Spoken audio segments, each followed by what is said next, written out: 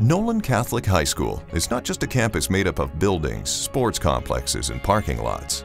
It's a dynamic community made up of students, parents, teachers, staff, alumni, and volunteers. A community with a rich history and one common thread: the education of our youth in the Catholic Marianist tradition.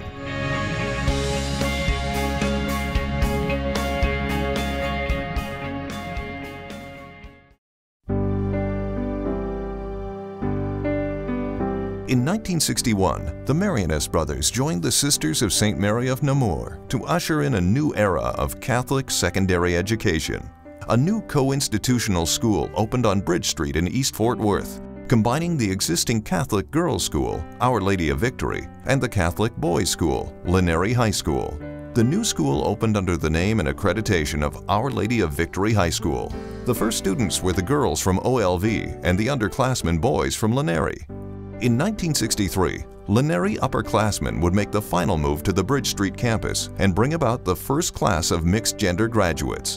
In 1964, Bishop Thomas Gorman changed the name to Nolan High School in honor of Monsignor Robert M. Nolan, a longtime advocate of Catholic education. When I first got there, it was just the first year as Nolan. It had come as Our Lady of the Victory, Our Lady of Victories High School, and of course, there was kind of an ulterior motive in doing that. Our Lady of Victory was accredited, and it is much easier to renew accreditation than to initiate a new accreditation. Sister Jane Conway taught religion and music classes and was there at the beginning. I think there was a need for a great deal of adjustment, both for the students and the faculty and the administration, because it was new for us to be working with the Brothers of Mary. The students had difficulty adjusting to a new school, especially those who were in their last year, the seniors. But it was also a time of great enthusiasm. The Second Vatican Council was beginning to happen, and there was a lot of exchange and discussion among us about that. 50 years of history has provided an abundance of compelling stories that help explain why this educational ministry has flourished. Let's now take a look back at 5 decades of memories.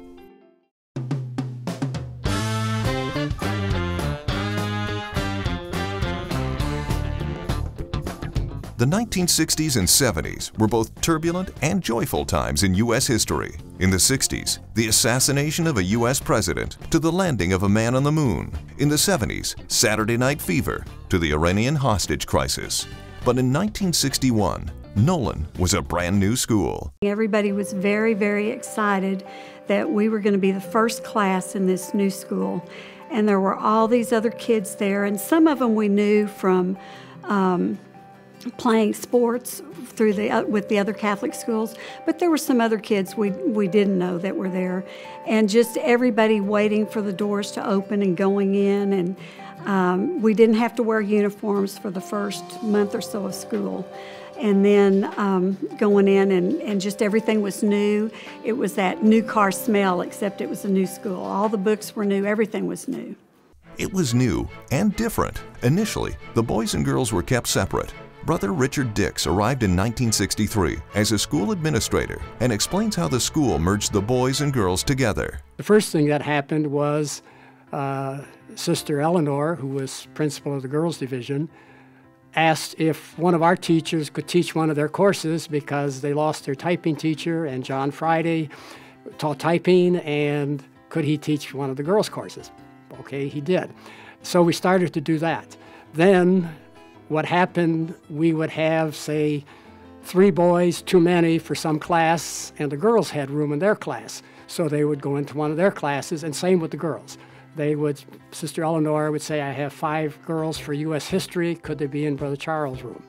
And so we started to trade off students, and we were doing more and more of that. What really precipitated the becoming co-ed when it did, and I'll just say, we probably would have eventually have become co-ed, but not as soon if this hadn't happened. There were so many differences First of all, the girls' classes were, I think theirs were longer, and ours were short. The boys were shorter. They had their report cards every 9 months, and we had ours every 6 months. They had letter grades, we had number grade. Periods were different. They had more, I think, hour classes, and we had 42-minute classes. And so it was very, very different. And I think one of the most enjoyable things that I had happen to me, there'd be a knock at the lab door, the chemistry door, and there'd be a huge football player with a plate of hot cookies, and he'd say, "Brother, I just finished making these cookies at home economics, would you like one?" And I would enjoy that, particularly if he did not take chemistry, because if he was a chemistry student, I would have the cookies tested before I ate them. As the boys and girls became more integrated within the school hallways, some teachers had a challenge adapting to this new environment. It was interesting, the teachers, putting them together into a co-ed school. The men, and I don't think we had any women in the boys' division teaching. They all of a sudden had girls in class. And it made kind of interesting. I can remember one brother took a girl's excuse for not having homework because her mother said she didn't have to do it. Anyway, she ended up crying in class, but that we had some of that, where the men were not used to the women, and of course, the women teachers all felt that the girls were twisting the men around their finger and getting what they wanted, but it was interesting, and it happened, and it all worked out. But the students knew exactly what they were doing, like this plan David Blasky cooked up. Back then, the girls were in A Hall, the boys were in C Hall. So the only way I could get into a class with the girls was to take something in B Hall. And I took typing. And I have spent the last 40 years in IT, and it's turned out to be a skill. Besides communication in English, it's been very, very important to me over at least the last 40 years. It was the inaugural senior day, and the end of school in 1963 was quickly approaching. Bob Galvan recalls Brother Leo's unique tie and how one of his classmates emulated that fashion design. I guess it was in May of '63, and the school year was winding down, and I guess the administration indicated that we could have Seniors Day, which indicated that we could basically wear whatever we wanted to.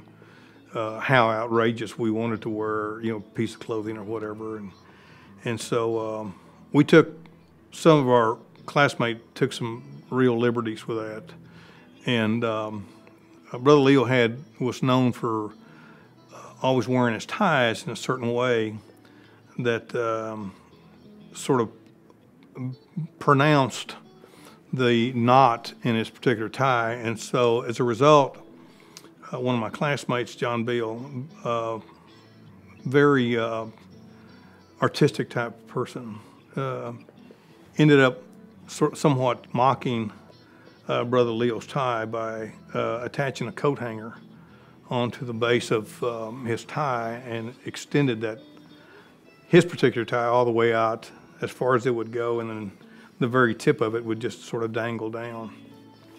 Needless to say, Brother Leo was not very pleased with that piece of article or clothing article that he had, and made some remarks about it, but it did not deter John Beal from emphasizing that particular piece of attire. So we had some fun that day, and I might add it was the first and last senior day at Nolan, and so apparently it did not go well.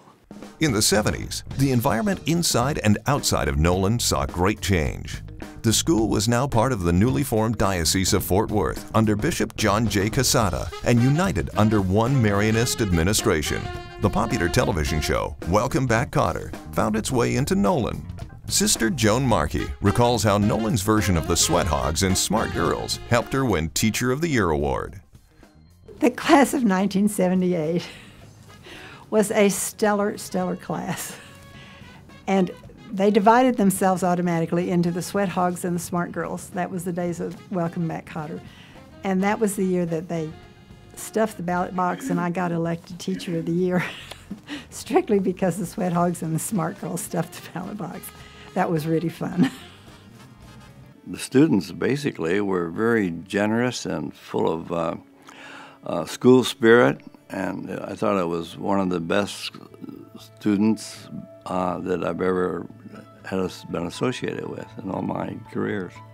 It was just a beautiful experience. They were so generous and self-giving. Of the many events held at Nolan, Mardi Gras in the 1970s seemed to be a student favorite. Back then, Mardi Gras was an outdoor festival and carnival, and students played a large part in its success. A favorite memory was the jail. Students were captured and jailed inside the often crowded iron-barred structure until they paid bail and were released. Dan Kinney recalls Mardi Gras as his favorite event during those high school years. When Mardi Gras came around, I stayed in really good shape because I was running from being thrown in jail a lot. So I think Mardi Gras would have to be it, yeah. Mardi Gras is such a great tradition at Nolan. This event has always been blessed with generous community support. Another true blessing to Nolan has been the exceptionally dedicated faculty and staff members who have given so much of themselves to help each student navigate their way through high school and on to adulthood.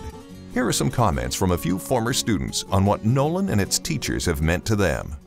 What makes Nolan special is that the class sizes are small enough that the teachers can take a genuine interest in the students, and vice versa. The students can become close and confide in their teachers, and that the teachers want to see the students succeed.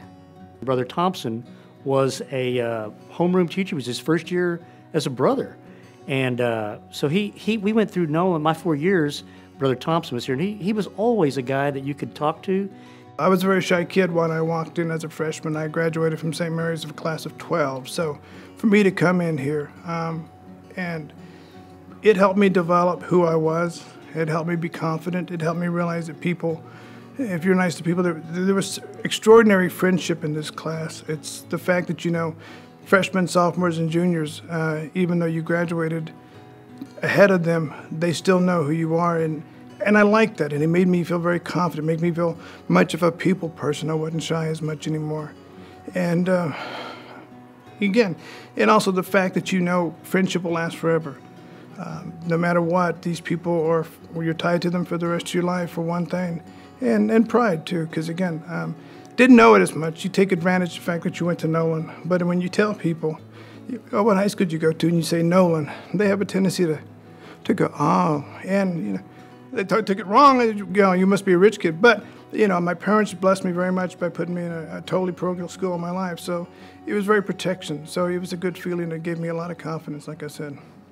I think education is key. I think in today's society, since I came through school, there weren't computers, there wasn't the internet. You really have to learn how to learn, because I started out in one industry and have gone through several industries, and it has always taken, it's always been a lot better if you learn how to learn and you can adjust quickly. A lot of people would maybe look at other schools and say this costs a lot, either in a private or public education. But I looked at it more as an investment. This is an investment in my dollars to educate him in a way I believe he needs to be educated, but also have the faith-based part of it, because I want him coming out with a foundation that he can go further into the future and persevere regardless of what college he goes to. That it's very important to have that rounding, because I think it really helps you through the trials and tribulations, because you don't know what you're going to come up across.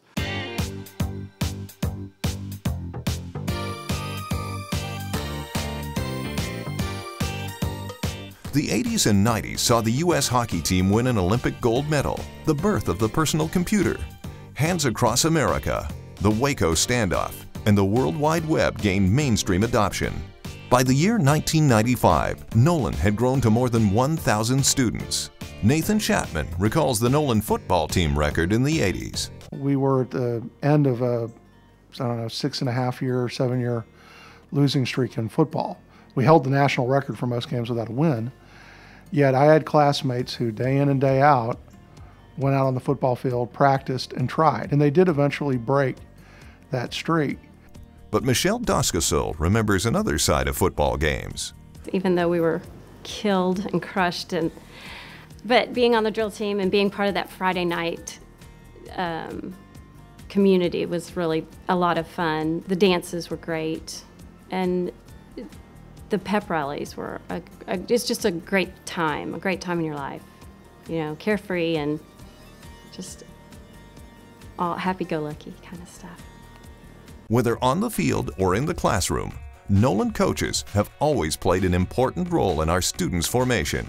I made varsity soccer my freshman year, and Coach Blair was also my English teacher, and I didn't like English very much, but I loved Coach Blair, and he just made everything better for me. Like, I would be very stressed about English, and he would come by me and give a big hug, and he was kind of squishy and soft, and he smelled like his pipe and a little bit of mint. And for some reason, that was really comforting to me. And so over the years, I've actually run into him a few times. I've actually run into him in Santa Fe, New Mexico as an adult with children. And he always comes up with the same story about me playing soccer. Many more lighthearted stories and some very poignant ones of Nolan coaches were captured this year and will now be preserved for many more years to come. Also preserved are countless other great memories in general, such as the ones from these 1980s alums. My favorite memory is the retreats. I miss retreats. I wish that as adults and out of school we could, still have retreats with all of our high school friends. I know that that's not possible, but they were so meaningful at the time. And I realized it at the time, but I really, truly appreciate the fact that we had them and had the opportunity now, even more so. So I think that it's the retreats for me. Favorite memory? It was time spent with Brother Louie. He was the art teacher back when it was in B Hall. And he was a free spirit, so to speak, I guess, even for then, in the 80s. And I don't know, his sense of who he was and what he could offer us through Nolan was really big, and it was nothing I had ever experienced before. So, I mean, it just really captured me. I think a part of him is still with me today. St. George's back then didn't have a 7th or 8th grade, so I came over here to the 7th and 8th grade, and Sister Paul was the first one that I had met, and just the way that she joked and laughed with me, I thought I could get away with some stuff, but when it came to class time, no, Joey Vasquez, it wasn't going to work out that way. In the 90s, the age of electronics brought about change that would forever alter our world. Nolan's characteristics of Marianist education would be even more essential as boundaries expanded and globalization started to take hold. The highlight of the 90s was technological changes. It seemed like a lot of things were changing. We had MySpace, Facebook. The evolution of all that was coming about, so that was interesting. Just times were changing. The economy was good at that time. Everything was growing. It was just good times, prosperous times in the world. While Nolan students were asked to adapt and change, faculty and staff were not immune. Rapid advances in teaching methods and classroom technologies, as well as the demand for new course offerings, made it imperative to stay ahead of the curve. I'm very interested in technology, and I thought that we ought to be on the cutting edge of things. And I found that it's very hard for persons to change from what is traditional to what is I think is the future of education. We had some good people who rallied around the technology and were very supportive.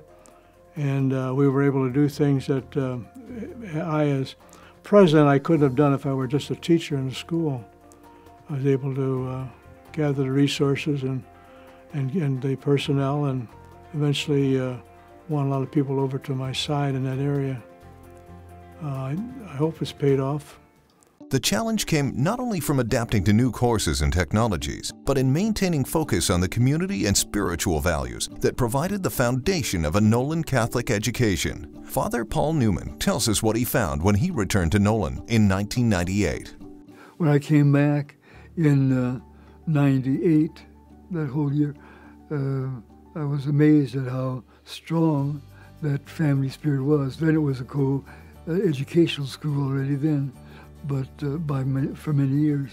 But it was very, interview, I was in guidance pretty much then, you interview the students, and that was the aspect that they liked the most, the fact that they felt at home, and they developed very good friendships with the other students there. And Nolan alum Chip Brosseau describes his experience during this time.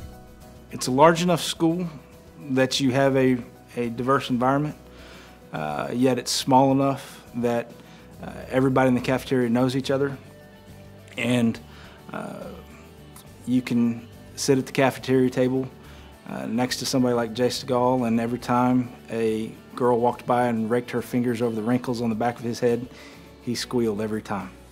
So having that type of environment really separated itself from a large or a small school.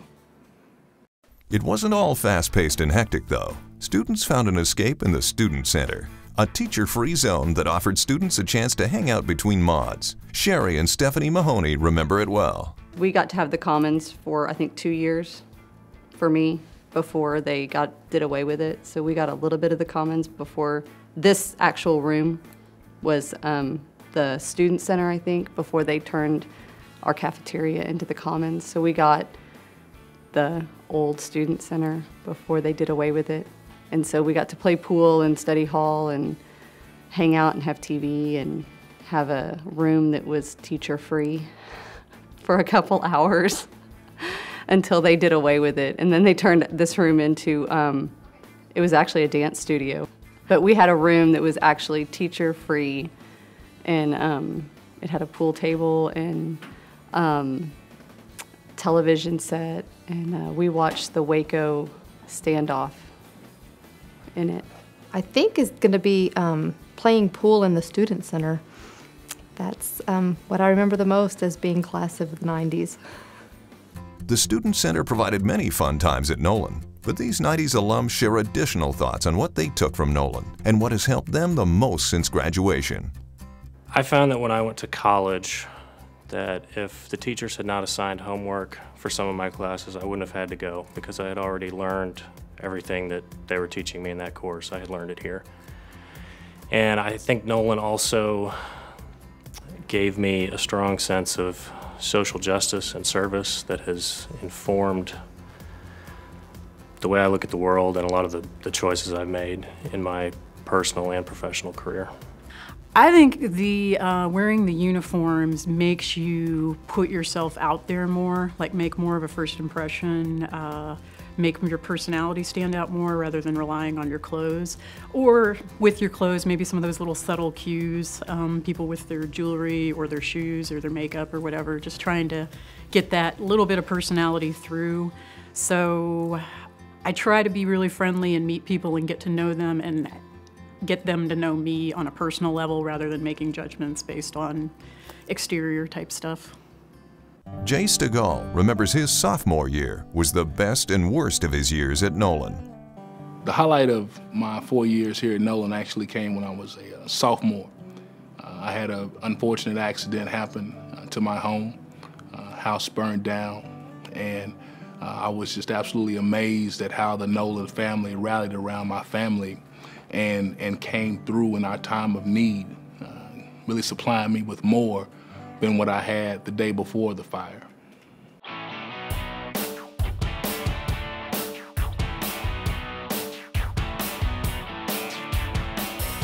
The 2000s and 2010s saw the birth of a new millennium. "Was up" became the universal greeting. Social media helps keep us all connected. iTunes grows, Blockbuster dies. In 2011, it's the end of the Space Shuttle program, and private enterprise in space begins. But everything changed on September 11th, 2001. I think I really grew up a lot in the 2000s, and I know 2001 and September 11th and everything happened right at the very beginning, and I was only in 7th grade. And so I kind of grew up a lot, and I got to come to high school, and I think it was a really big achievement for me, and Nolan's always been a part of my family. Other memories from the 2000s were lighter.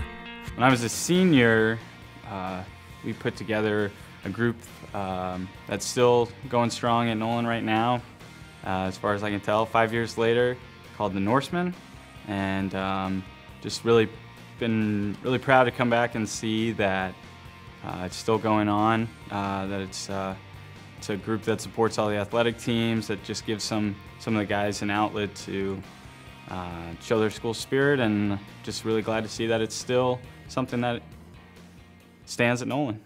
It's evident that in times of great prosperity or challenges, Nolan has and remains a special place, a distinctive community. It's an environment rooted in the Catholic faith, with strong academics, forward-thinking students, pleasing artistry, and loyal Vikings. It has it all. Graduates leave Nolan prepared for higher learning and for life. For current and future Vikings, these alums offer their words of wisdom. Nolan is a special school. Value your time here. You learn a lot, and you learn how to study, you learn how to be a better person, how to be a better Catholic, and you have an opportunity here that most kids don't. So value that. The connections of people. Whenever I have a question or an issue, I can always call my friends or ask people for advice, and especially all the old teachers, able to come up here and talk to them about what's going on, and they'll always be able to carry me on through even my college years.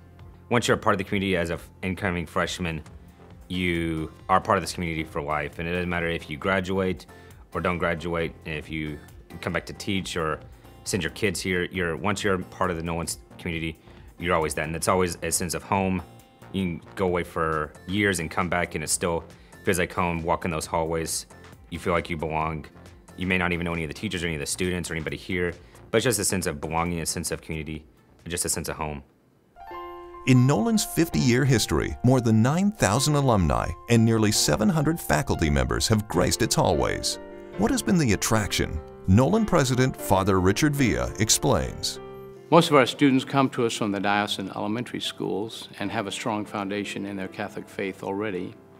So when they come to Nolan, we build on that foundation. And then secondly, we integrate the Marianist characteristics of education into their faith life with the aim of helping them to apply their faith life into their daily situations that they live. The faculty today are different from the faculty when the school first opened, in that today it's primarily made up of lay people. In the past, our school was blessed to have many brothers, priests, and sisters walking the halls, teaching in the classrooms, serving in administration, and in other roles in the school. Even though we do still have a religious presence in the school today, it's not quite as visible as it was in the past. One of Nolan's enduring qualities throughout its history has been its ability to change with the times and adapt to the world outside its doors. Some of the elaborate celebrations and traditions established in its early years have been replaced or altered to reflect the needs of its students or community.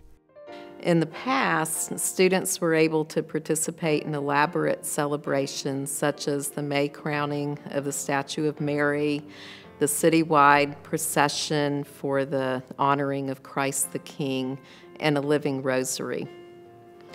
Even though we do not participate in these elaborate ceremonies anymore, there are many opportunities available to our students to grow in their faith and to practice their faith. We have daily Mass for the students who would like to attend. We also have monthly liturgies where we celebrate as a school.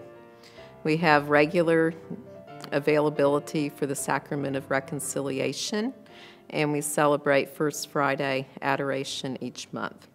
But other elements of the school's traditions remain well intact. A common thread has been the strength of Nolan's focus on leadership and academics. Well, as you know, education by its nature is constantly evolving and changing in response to the world around it.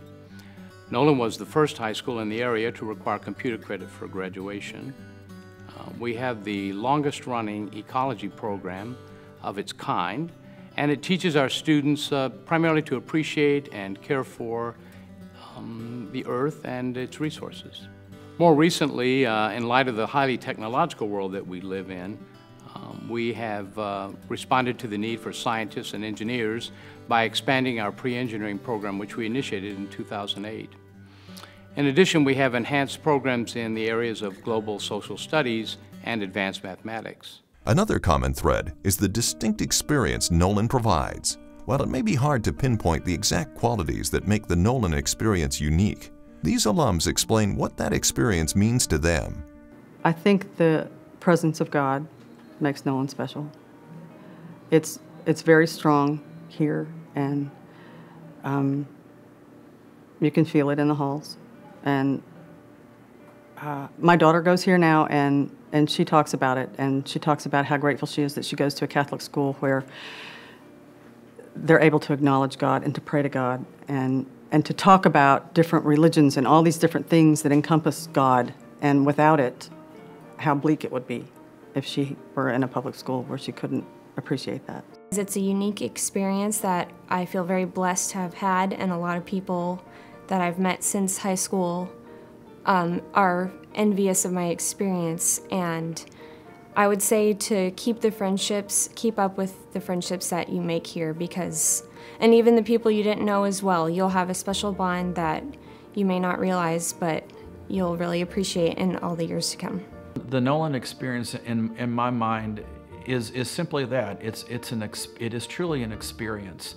It's something that you can't know until you walk on this campus, and really you not only have to walk on this campus, but it's something that if you're not careful is gonna, even if you are bound and resistant, that you don't want to experience it, it's gonna hit you on the head real hard. Or for some people, it's a very slow, gradual awakening to my gosh, here I am. The great thing that I really like, and I see it with my freshman students, is that they show up on campus coming from a lot of different experiences, and all of a sudden they find themselves in a situation where they are surrounded by other kids who want to succeed. The 50th anniversary year at Nolan provided a great celebration of the school's founding, but even more, it's been an opportunity for alumni to recall those individuals, faculty, staff, coaches, who helped shape and influence them during their years at Nolan and throughout their lives. Well, I think Sister Paul was a big impression on me. I always thought she was a model of how we should live our lives. Well, Marcia Steffen, who taught American history and English for me, and then my senior year ended up being the first lay principal. Sister Marie Josephine, she was our freshman homeroom teacher. She was very intent on teaching her girls how to be ladies, how to be ladylike, how you were expected to act at a dance. Mr. Ist is my favorite teacher here. He taught me great theological controversies, and he was fantastic. Mr. Horn was my German teacher for all 4 years of high school, and he is such a special man and taught me a lot, not only about German, but also about English and about just life in different cultures, and I really enjoyed his classes all 4 years. Mr. Jones, I love him, and every time I see him here, he still makes me smile, and I mean, there were times when I would come home from college and I would come see my mom at work, but the next person I wanted to see was Mr. Jones. Coach Deason, definitely. I started going and seeing him when I was in like 7th grade and doing lineman things with him, and he became like a second father figure, and just all through high school. Mr. Duarte it was his first year when it was my first year at Nolan, and I was in one of his first classes of the day on his first day, and I ended up being in some of the plays that he was the director for and some other things like that, and he ended up being the sponsor for the Norsemen. Father John Manahan, who was here when I was here and last year, and I got to tell him that how grateful I was for the spiritual upbringing that he gave me while I was here at Nolan, and how much it had meant to me throughout my life. In June, Nolan officially closed its golden year by hosting a grand finale mass and picnic. With more than 25 celebrations behind us, we will cherish the countless relationships we established or rekindled, and will preserve all the great stories from 50 years of students, families, and friends of this community. Mostly, we will continue to be inspired by those from our past to continue this great ministry for those in our future.